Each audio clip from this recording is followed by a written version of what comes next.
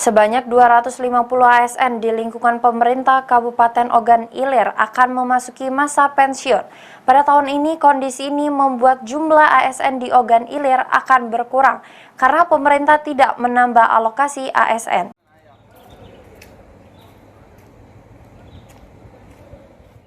Diakui Kepala Badan Kepegawaian Pengembangan Sumber Daya Manusia atau BKPSDM Ogan Ilir Wilson Effendi, tahun ini dari bulan Januari hingga Desember 2022, 250 ASN pemerintah Kabupaten Ogan Ilir memasuki masa pensiun. Dari 250 orang ASN tersebut, sebagian besar merupakan tenaga guru, baik tingkat SD maupun tingkat SMP, dan sisanya ASN di OPD di lingkungan Pemkab Ogan Ilir.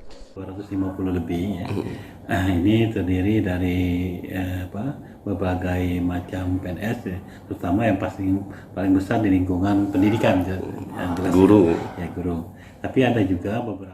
Tahun ini pemerintah pusat telah memutuskan tidak ada penambahan atau penerimaan ASN, sehingga untuk menutupi ASN pensiun, Kabupaten Ogan Ilir akan mengangkat P3K, sembari berharap tahun depan pemerintah pusat kembali membuka penerimaan atau pengangkatan PNS untuk Kabupaten Ogan Ilir. Ahmad Romawi, PAL TV.